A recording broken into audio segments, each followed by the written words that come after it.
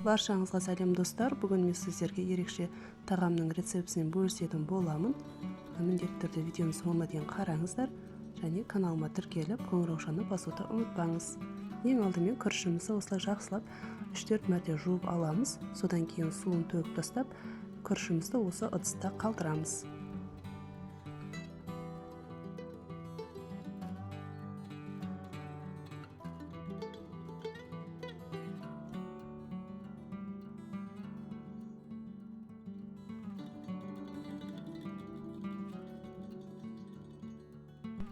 Ары қарай тағамымызды дайындайтын боламыз. Осылай бізге ет қажет болады, сәбіз, болгар бұрышы және пияз қажет болады. Видеодағыдай турап шығасыздар.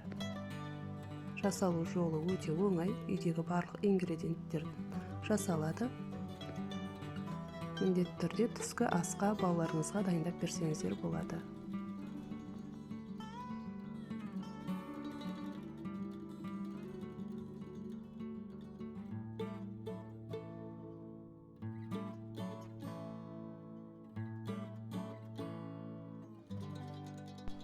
Ары қарай қызып тұрған қазанымызға майымызды құямыз, одан кейін пиязымызды салып жақсылап қуырамыз. Оның үстіне етімізді салып, тұзын, бұрышын және кристаль қоссаңыздар да болады, паприка қоссаңыздар да болады. Осылай жақсылап қуырып араластырып аламыз.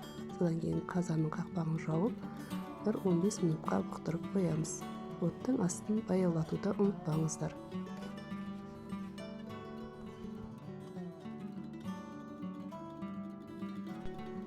Ары қарай етіміз дайын болам дегенше күрішін әзірлейтін боламыз. Ол үшін қызып тұрған қазанымызға майымызды құйып, бағанағы әзірлеп қойған күрішімізді салып, 1 минуттай осы майда қуырып аламыз.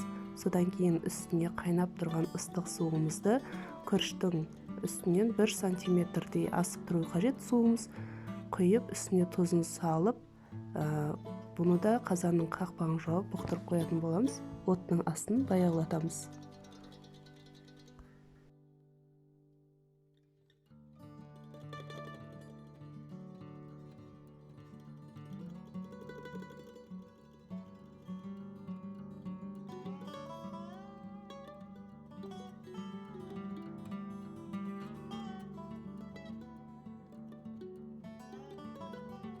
Біздің етіміз де пісуге жақын қалды. Енді ары қарай сәбізін, одан кейін болгар бұрышын қосып, үстіне аздап су құйып, тағы да 15 минутқа бұқтырып қоятын боламыз.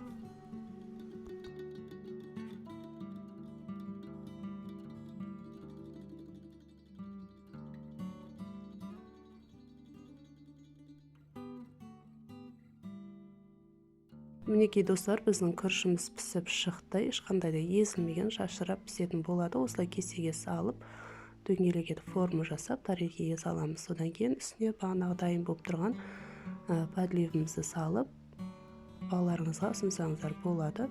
Өте дәмді болып шығады. Балалар сүйсініп жейді. Міндетті түрде әзірлеп көріңіздер, ешқандай қиындығы жоқ. Және менің каналыма тіркеліп, қоңыраушаны басуды ұмытпаңыздар. Барлықтарыңызға ас болсын. Сау болыңыздар.